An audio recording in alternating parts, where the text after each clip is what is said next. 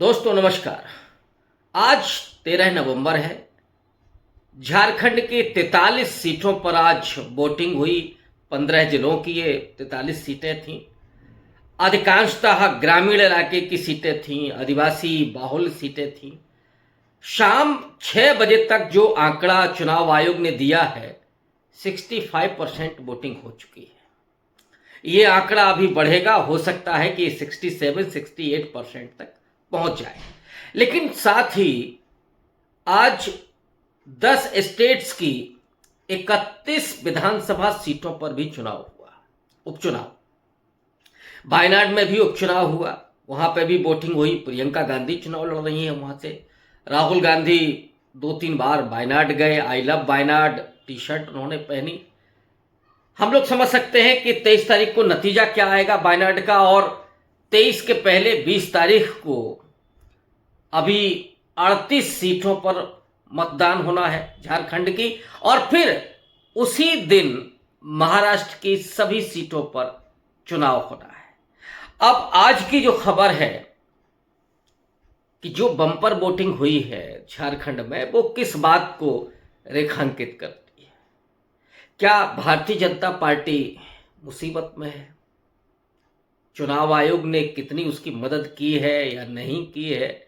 ये बात मैं इसलिए कह रहा हूं कि हेमंत सोरेन से लेकर के कल्पना सोरेन सब ने चुनाव आयोग की भूमिका पर गंभीर सवाल खड़े किए हैं। और महाराष्ट्र में जो हो रहा है वो तो किसी से छिपा ही नहीं है।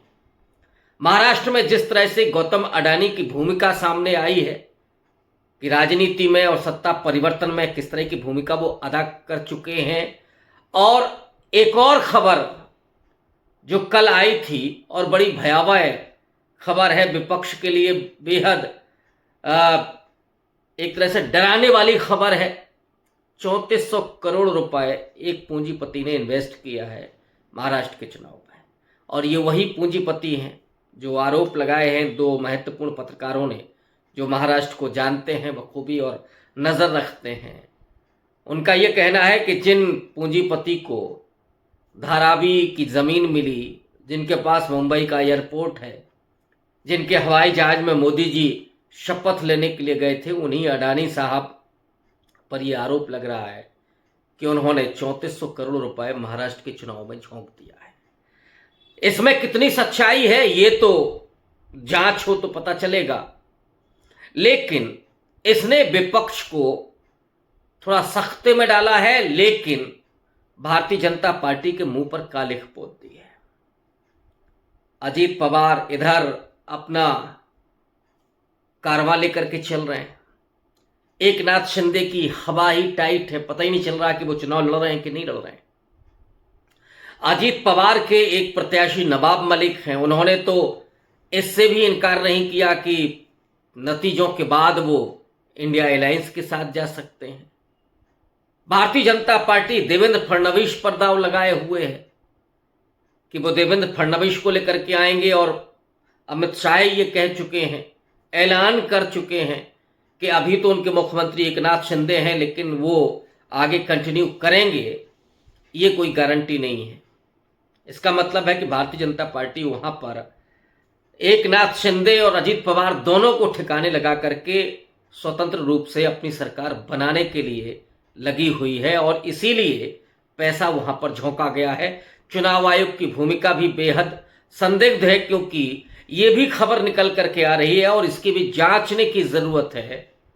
लोग कह रहे हैं, वहां के जो स्थानीय पत्रकार हैं उनका ये कहना है कि हर विधानसभा पर 10,000, 15,000, 20,000 वोट काट दिए गए। अब सच में क्या है ये तो विपक्ष को देखना है, और विपक्ष को ही तय करना है कि इन परिस्थितियों में वो किस तरह से चुनाव लड़ेगी। लेकिन झारखंड में जो आज हुआ, झारखंड में हेमंत सोरेन के जेल से आने के बाद जो परिस्थितियां बनी, और हेमंत सोरेन तो वो हैं कि जिस भ्रष्टाचार के मामले ने ईडी ने उनको गिरफ्तार किया था, जब वो विधानसभा में अपना इस्तीफा सौंपने के लिए पहुंचते हैं और भाषण देते हैं, तो उन्होंने डंके की चोट पर कहा था कि अगर वो गुनहगार साबित हो जाएं तो राजनीति से हमेशा के लिए संन्यास ले लेंगे। चंपाई सोरेन को उन्होंने मुख्यमंत्री बनाया था, लेकिन जब वो जेल से लौट करके 6 महीने के बाद आए तो चंपई सोरेन से उन्होंने इस्तीफा ले लिया और फिर से मुख्यमंत्री बन गए। चंपई सोरेन ने कहा कि ये उनको अपमानजनक लगा और वो अचानक बीजेपी के साथ चले गए, जबकि हेमंत सोरेन का कहना है कि यह अचानक नहीं हुआ था, यह खेल बहुत पहले से चल रहा था और इस खेल को हेमंत सोरेन देख रहे थे, समझ रहे थे। इसीलिए इस बीच में उन्होंने अपनी पत्नी कल्पना सोरेन को मैदान में उतार दिया था। कल्पना सोरेन हालांकि विधायक चुनी गई थी, लेकिन कल्पना सोरेन राजनीति में बहुत सक्रिय नहीं थी। हेमंत सोरेन के जेल जाने के बाद वो सक्रिय होती हैं और अब तो इतनी मजी हुई नेता हैं, इतना शानदार वो भाषण देती हैं, समा बांधती हैं, लोगों को जोड़ती हैं, कनेक्ट करती हैं और वो जितना आक्रामक अंदाज में भाषण दे रही हैं उससे बीजेपी की चूलें हिली हुई हैं। आदिवासी अस्मिता का सवाल भारतीय जनता पार्टी के लिए मुसीबत खड़ी कर सकता है क्या? जो भारतीय जनता पार्टी आदिवासी राष्ट्रपति बनाती है और इसका श्रेय लेती है, अब क्या झारखंड में वो एंटी आदिवासी खेल खेल रही है? जब झारखंड बना था और झारखंड का इतिहास अगर आप उठा करके देखें, अब तक कोई भी मुख्यमंत्री वहां पर 5 साल पूरे नहीं कर सका, हेमंत सोरेन भी नहीं। झारखंड आदिवासियों को लेकर के, क्योंकि 30% के करीब आदिवासी आबादी है, बेहद गरीब इलाका है, लेकिन प्राकृतिक संसाधनों से भरपूर है, तो उस झारखंड को अलग किया गया अटल बिहारी वाजपेयी के समय पर, और वो झारखंड अब तक 5 साल पूरे नहीं कर पा रहा वहां पर चुना हुआ मुख्यमंत्री, और आदिवासियों के लिए वो प्रदेश बना था। भारतीय जनता पार्टी पहली सरकार थी जिसने नॉन एसटी को, नॉन आदिवासी को, एक गैर आदिवासी को अपना मुख्यमंत्री बनाया था, रघुवर दास को। इस वजह से बीजेपी वहां एक्सपोज हो गई थी आदिवासियों के बीच में। वो इस बात को समझ गई थी कि भारतीय जनता पार्टी की हिंदुत्व की राजनीति दरअसल आदिवासियों को जंगल के भीतर धकेलने के लिए है और उनकी जमीनों पर कब्जा करने के लिए है। जो मुख्यधारा का हिंदू है, और मुख्यधारा जब मैं कह रहा हूं तो वो ब्राह्मणवादी हिंदू है, जो बीजेपी का, जिसको आप हिंदुत्ववादी, सावरकरवादी कहें, मनुवादी कहें, वो हिंदू भारतीय जनता पार्टी का कोर वोटर है।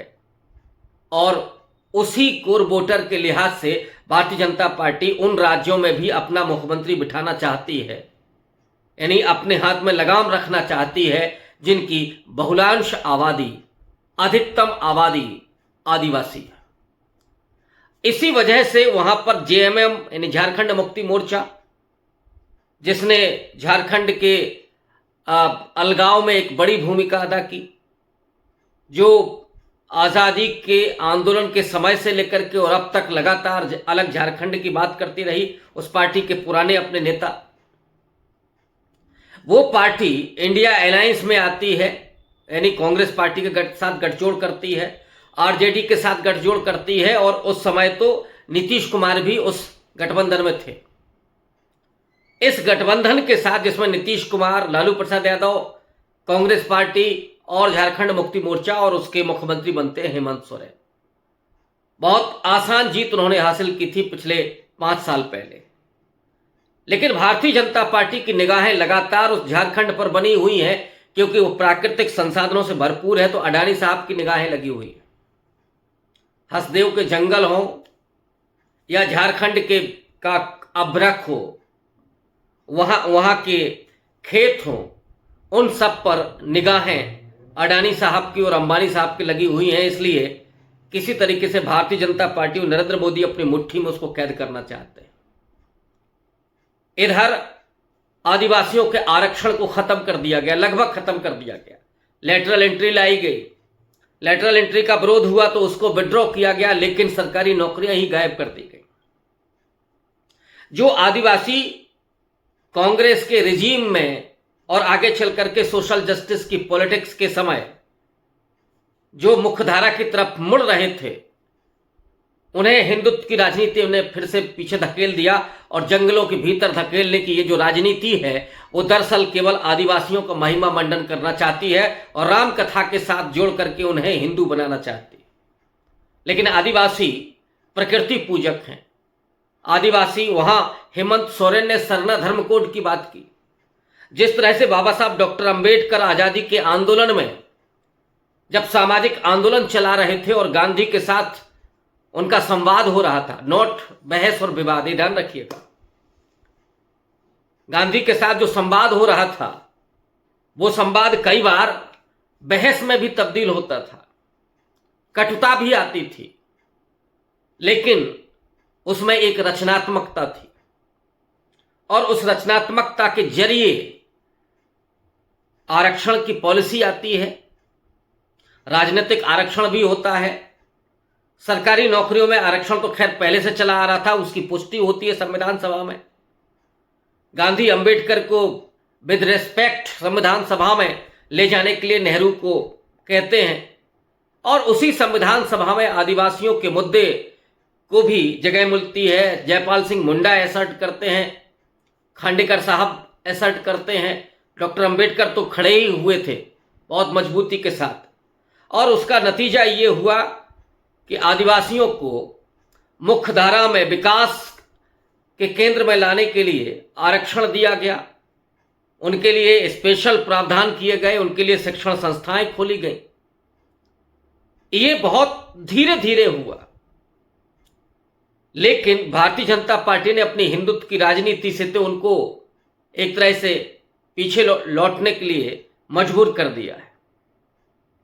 जिस आदिवासी को वो वनवासी कहते हैं और राम कथा के जरिए उनको हिंदू बनाना चाहते हैं, राहुल गांधी ने पिछले 2 साल के भीतर जब से उन्होंने भारत जोड़ो यात्रा की है, लगातार आदिवासियों को आदिवासी कह करके उन्हें देश का पहला मालिक घोषित किया है, जिन्होंने इस देश की मिट्टी को उर्वर बनाया, जिन्होंने इस देश में सभ्यता का विकास किया। और वो पूरी आर्य थ्योरी है कि जब आर्य बाहर से आते हैं, जो आज के जो कथित हिंदुत्ववादी हैं, तो वो पूरी सभ्यता और उसके जरिए इस देश पर जो कब्जा किया जाता है, लेकिन ये कब्जा उस तरह का नहीं, आगे चल करके धीरे धीरे सब एक भारत का स्वरूप बनते हैं। तो चाहे उसमें आर्य हो, शक हो, हूण हो, चाहे उसमें आगे चल करके फारस के लोग हों, अरब के लोग हों, तुर्क के लोग हों, अफगानिस्तान के लोग हों, ये जो पूरा मुगल काल, सल्तनत काल, ये सारे लोग आते गए और ये देश बसता चला गया। एक वैविध्यपूर्ण देश बना जिसमें हजारों साल की संस्कृतियां, भाषाएं, धर्म, संप्रदाय, ये सब जुड़ते गए। विदेशी तमाम संस्कृति आती गई और भारत एक रूप लेता चला गया, हमेशा एक नया बनता गया। लेकिन जो हिंदुत्ववादी आज के हैं, जो वैदिक धर्म से जुड़े हुए थे, वो वर्ण और जाति व्यवस्था के जरिए इस देश में एक स्थायी रूप से असमानता और भेदभाव का जो समाज उन्होंने बनाया था और आदिवासियों को वो दूर रखने के लिए लगातार जो प्रयास कर रहे थे, उन्हें जंगली बता रहे थे, वो जो समूचा डिस्कोर्स है वो स्वाधीनता आंदोलन के समय बनता है, फिर उनको इस देश की मुख्य धारा में जोड़ने के लिए स्वाधीनता आंदोलन के बाद, आज़ादी के बाद संविधान सभा के जरिए स्वाभिमान के साथ जीने का, अपने अधिकारों के साथ जीने का वो पूरा रास्ता बनाया जाता है, साधन दिए जाते हैं। लेकिन आरएसएस 51-52 से ही लगातार इन आदिवासियों के बीच में काम कर रहा है और जिस तरह से बरगलाना, शराब से लेकर के जिसे हम मेनस्ट्रीम कहते हैं, उसके सारे दुर्गुण आ जाना, पत्नियों को पीटने से लेकर के, जबकि आदिवासी समाज में जो मुख्यतः मात्र सत्तात्मक व्यवस्था है उसमें स्त्रियों को पीटने और शराब पीने, हाँ वो सोमरस पिया जाता है, था, नृत्य होता था, वहाँ स्वतंत्र प्रेम, स्वतंत्र जीवन शैली होती थी। लेकिन अब जो ये जो जिसको हम मुख्यधारा कहते हैं, उस मुख्यधारा ने आदिवासियों को बहुत कुछ बदल करके रख दिया है। लेकिन एक जरूर चीज हुई है कि एजुकेशन के जरिए संवैधानिक अधिकारों के जरिए जो उन्हें इन तमाम संवैधानिक संस्थाओं में, सार्वजनिक संस्थाओं में आने का मौका मिल रहा था, उसको भी रोक दिया इस हिंदुत्व की राजनीति ने। इस समूचे डिस्कोर्स का प्रभाव उस झारखंड की जमीन पर भी है, छत्तीसगढ़ में भी है।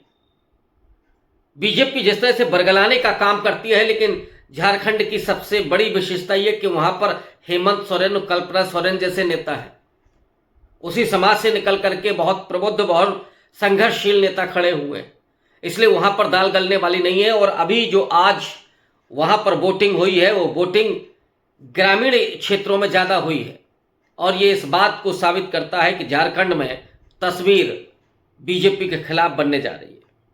क्या ऐसा हो पाएगा? अभी तो 20 तारीख को भी चुनाव है और नतीजा 23 तारीख को आएगा। तब तक के लिए इंतजार करना होगा। बहुत शुक्रिया, धन्यवाद।